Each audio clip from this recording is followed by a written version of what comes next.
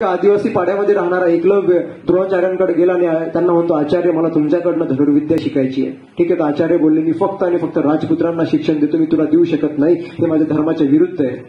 तर काय केलं त्यांनी, तर काय केलं एकलव्यांनी, स्वतःच त्यांचा एक पुतळा बनवला आणि पुतळ्याला समोर ठेवून काय करायचा, धनुर्विद्या करायचा, धनुर्विद्या शिकायचा. धनुर्विद्या शिकला आणि एक दिवस काय झालं की एकलव्य प्रॅक्टिस करत असताना एक कुत्रं भुंकत होतं आणि कुत्रं भुंकत असताना त्याला डिस्टर्ब झाल्यामुळं एकलव्याने 3 बाण सू सू सू सू करत त्या कुत्र्याच्या जिभेत मारले. तोंडातनं एक रक्ताचा थेंब न पडता त्या कुत्र्याची बोलती त्यानं बंद केली. ते कुत्रं होतं कुठलं, ते बी आचार्यांचं असावं का द्रोणाचार्यांचं.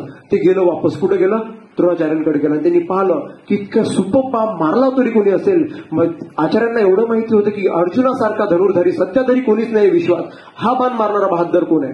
तर ते पाहण्यासाठी ज्यावेळेस आले तर साईडला एकलव्याचा पुतळा होता आणि पुतळा असताना तो प्रॅक्टिस करत होता. ठीक आहे, आचार्य हुशार होते. आचार्यांना असं वाटलं की हा जर मोठा धनुर्धारी जर झाला तर माझ्या अर्जुनाचं काय कसं होईल. आचार्यांनी म्हटलं की एकलव्य, मला तुझ्याकडनं गुरुदक्षिणा पाहिजे. ठीक आहे, तर लगे एका शब्दावर म्हटलं की गुरु बोला तुम्हाला काय पाहिजे आचार्य, काय पाहिजे गुरुदक्षिणा. तर काय मागितलं होतं, उजव्या हाताचा अंगठा मागितला होता. बाण घेतला आणि कट केलं. त्यांनी काय केलं, लगेच अंगठा तोडून आचार्यांच्या पायावर देऊन टाकला. सर, ही माझ्याकडनं तुम्हाला भेटलेली गुरुदक्षिणा. मग त्यावेळेस आचार्य लगेच मागे पलटले आणि हसू लागले की आता अर्जुनासारखा धनुर्धारी कोणीच नाहीये. मी सांगायला लागलो, माझी गोष्ट पूर्ण आहे का, मी काय सांगायला लागलो तुम्हाला.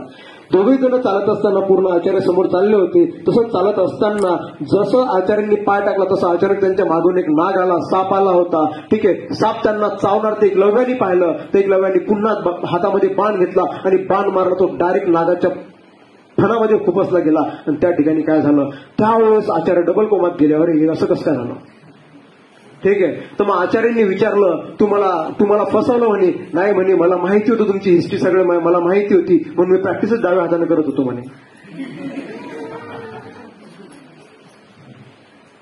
यशस्वी ते होत नाहीत जे सगळ्यांसोबत चालतात, यशस्वी तेच होतात काहीतरी वेगळं करतात.